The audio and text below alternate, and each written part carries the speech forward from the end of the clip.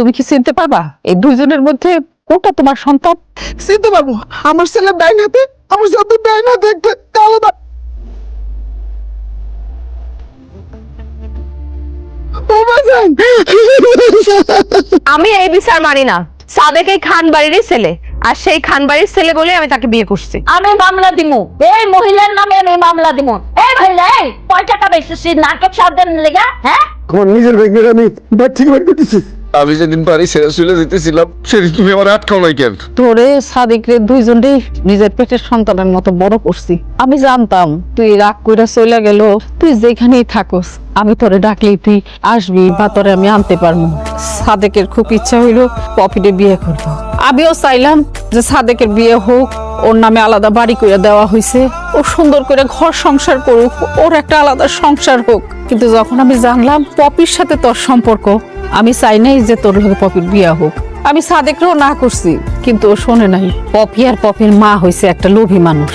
আমি যেই কাজটা আর 2 বছর পরে করতাম, আমি ওর জন্য বাধ্য হইছি এই কাজটা এখন করতে। এই মহিলা এত লোভী একটা মহিলা, তারা কি খেলা খেলছে জানোস? আমারে মাইরা ফালাইবো, তাহলে সমস্ত সম্পত্তি তারা নিতে পারবো। আমি না করছিলাম, সাদেকরে শুনে নাই। আমি তোমার অ্যাকাউন্টে 30 লাখ টাকার মতো জমা করে রাখছি। আশা করি তুমি সারাটা জীবন এই টাকা দিয়া ব্যবসা বাণিজ্য কইরা চলতে পারবা। পুরান বাড়িতে আমি তোমার জন্য সুন্দর করে একটা বাড়িও কইরা দিছি। এই যে এইখানে যা দেখতেছো, যখন মন চায় তুমি আসবা, থাকবা, আমার কোনো না নাই, কারণ তুমিও আমার সন্তান। আমি কিন্তু সাদেকের লগে যাবো না। এগুলি সব নাটক, নাটক সাজাইছে। আমি সাইরা দিব মনে করছ? আমি ঠিকই অবনামি মানি। একদম চুপ।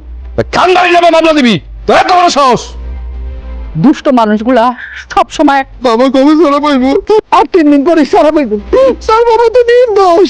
তোর যখন পড়েছে মার কাছে হ্যাঁ ভাইজান, তোমার যখন মন চায় তুমি চলে আসবা। এটা আমার 2 ভাইয়ের বাড়ি। আমি সাদেকের সাথে আর সংসার করুম না। মা মা মা শুন, যা হবার হয়ে গেছে, মা শোন। বাবা রে, তোর অনেক সময় অনেক কথা বলছি, তুই রাগ করিস না, আমার তুই মাফ করে দে। কি কই যাচ্ছেন? আপনার মামা না ডাকছো কেন আমারে? আমি তোমার ডাকছি তোমার কাছে ক্ষমা চাইতে। আমারে তুমি মাফ করে দাও। আমি তোমার সাথে অনেক অন্যায় করছি। আমার মার কথায় করছি সবকিছু। আমার মার কথায় লোভে পড়ে আমি তোমার ভাইরে বিয়ে করছি, কিন্তু আমি তোমারই ভালোবাসতাম। মানে আমি তোমার অনেক ভালোবাসতাম। তুমি আমার মাফ করে দাও। তোমার মতন এই মেয়েগুলা মার কথা শুনে লোভে পইরা নিজের জীবনটা ধ্বংস করে দেয়, যেটা তুমি দিছো। বিশ্বাস করো মালিক, আমি তোমার ভাইরে বিয়ে করছি, কিন্তু তার সাথে আমার সংসার হয়নি। আমি তো বিয়েটা লোভে পড়ে করছি। আমি তো তাই ভালোবাসে বিয়ে করি নাই। আমি তো তোমার এই ভালোবাসতাম, এখনো ভালোবাসি আমি তোমারে। আমি তোমারে ভুলতে পারি নাই।